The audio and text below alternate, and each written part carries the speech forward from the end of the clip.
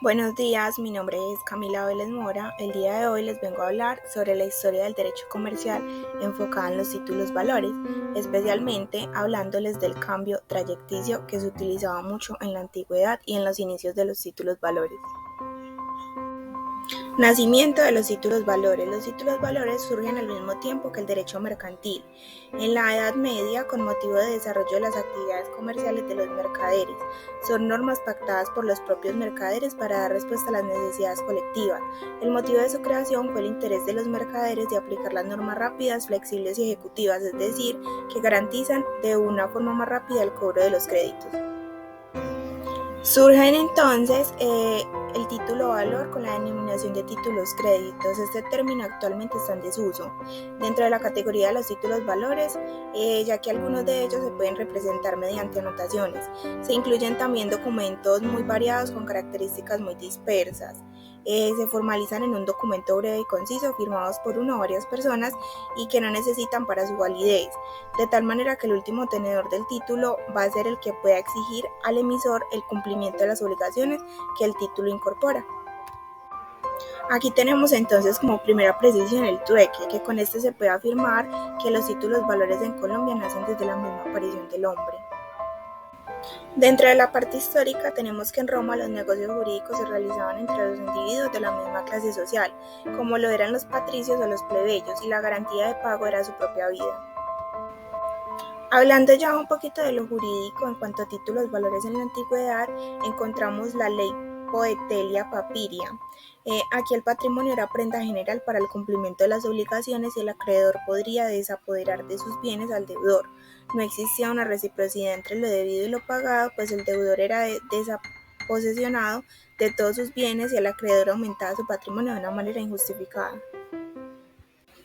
Al igual que por disposición de esta ley, se puede afirmar que el patrimonio del deudor era dividido en lotes y al acreedor se le asignaba una porción de ese patrimonio que resultase más o menos proporcional con lo que le adeudaba. Luego aparece la ley Julia, que le asignaba en la justa porción al acreedor la parte del patrimonio del deudor que representa o equivale a la deuda. En la Edad Media, las ferias entre comerciantes y la creación de la moneda urgía el traslado del dinero, oro o especie monetaria de lugar a otro, lo cual ponía en riesgo las diferentes especies monetarias que se trasladaban y la vida de los comerciantes que emprendieron dichas travesías. De tal forma surgió la figura de los cambistas en la Edad Media, cuando por primera vez se escuchaba hablar sobre la utilización de los papeles de comercio. Ahorita vamos a hablar un poquito de las escuelas que dieron surgimiento a los títulos valores. Como primera tenemos la Escuela de Ginebra, la ley mercantil, que aquí todos los países afirman que el convenio se compromete a legislar para consolidar la letra de cambio y el pagaré. Como segunda escuela tenemos a la del Common Law, que básicamente se crean unos derechos uniformes para los Estados Unidos y Gran Bretaña, totalmente opuesto a los postulados de la Escuela de Ginebra. Por última escuela tenemos el proyecto INTAL o la ley INTAL, que esa intentó unificar los postulados de las dos grandes escuelas en materia comercial y crea una legislación para los países de América Latina. Con este proyecto se busca tener una interrelación entre los países de esta parte del mundo en materia comercial, unificando los títulos valores.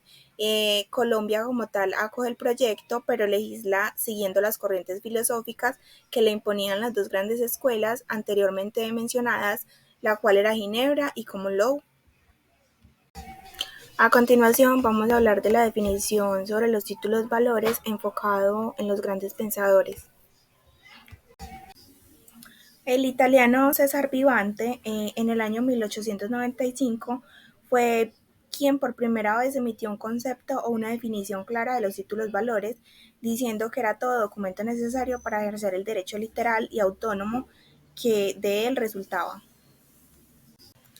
Como segundo gran pensador tenemos a el francés John Cohen, que decía que los títulos valores eran documentos que adaptaban formas diversas y que comprueban una obligación de pago o de una suma de dinero transmisible por endoso o por tradición manual, que sirven de instrumento de pago, pidiendo así la moneda. Como tercer y último pensador tenemos a Brunner, que se define los papeles y los títulos valores como la documentación de un derecho privado cuyo ejercicio está subordinado a la posesión del documento. Por último, vamos a hablar o a dar espacio sobre el contrato de cambio trayecticio, lo cual en la época de la creación de los títulos valores fue fundamental para el desarrollo de los mismos, ya que estos dieron un gran avance y un gran paso, y por esto se considera que inició todo el tema de títulos valores.